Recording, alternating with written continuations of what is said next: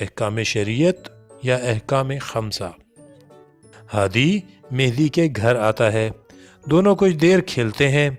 فاطمہ باغ میں بیٹھ کر کسی کتاب کا مطالعہ کر رہی ہے۔ دونوں مل کر فاطمہ کے پاس آتے ہیں اور اس سے اگلا سبق سمجھانے کی درخواست کرتے ہیں۔ السلام علیکم۔ وعلیکم السلام ہادی، آج تو تم نے آنے میں بہت دیر کر دی۔ ہاں، آج میرا ہوم ورک بہت دیر سے مکمل ہوا تو باجی نے ٹیوشن سے دیر سے چھٹی دی۔ ہادی چلو چل کر فاطمہ آپی سے اگلا سبق سمجھ لیتے ہیں، وہ ذرا جلدی سمجھا دیں گی، پھر ہم زیادہ دیر تک کھیل سکیں گے۔ چلو۔ السلام علیکم آپی۔ وعلیکم السلام ہادی، کیا حال ہے؟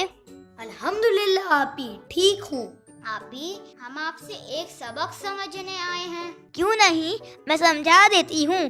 یہ تو بتاؤ کہ سبق کا موضوع کیا ہے؟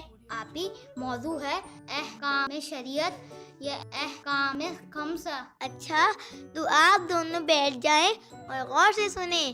مذہب کے احکام 5 قسم کے ہیں، جنہیں احکام شریعت یا احکام خمسہ کہتے ہیں۔ آپی یعنی ہمارے تمام کام ان 5 میں سے کسی ایک قسم کے ہوں گے؟ جی ہاں، وہ 5 قسمیں یہ ہیں: واجب، حرام، مکروہ، مستحب اور مباح۔ آپی واجب کسے کہتے ہیں؟ وہ تمام کام جن کے کرنے میں ثواب اور نہ کرنے سے گناہ ملے واجب کہلاتے ہیں۔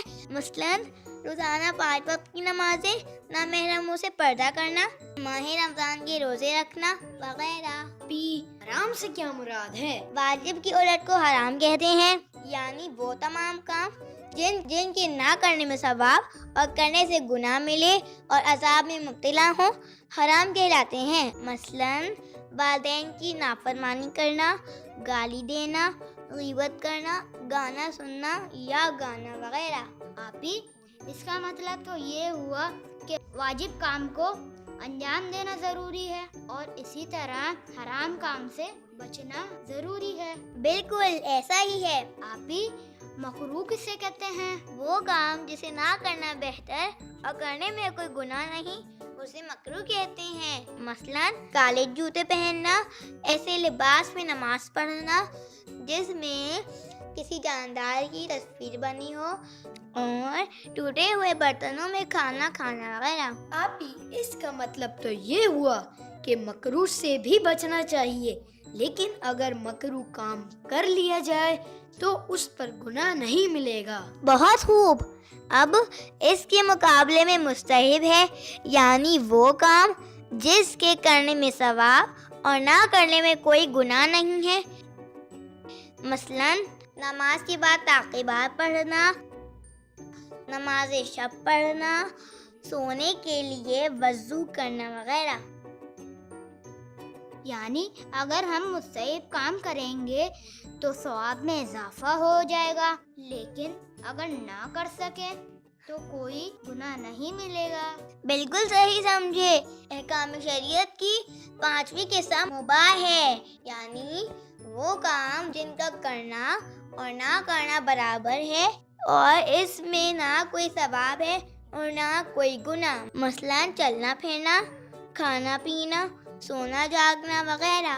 البتہ اگر ان کاموں کو قربتاً اللہ انجام دیا جائے تو باعث قرب خدا ہے، یعنی اللہ تعالیٰ خوش ہوتا ہے اور اس پر اجر و ثواب بھی ملے گا۔ یعنی آپی اگر ہم مباح کام خدا کی خوشنودی کی خاطر انجام دیں تو اس کے ذریعے بھی ثواب حاصل کر سکتے ہیں۔ شاباش، امید ہے کہ آپ دونوں کو احکام خمسہ اچھی طرح سمجھ میں آ گئے ہوں گے۔ اب آپ دونوں بھی جا کر کھیلیں، مجھے بھی یہ کتاب پڑھنی ہے۔ دونوں خوشی خوشی دوبارہ کھیل میں مشغول ہو جاتے ہیں۔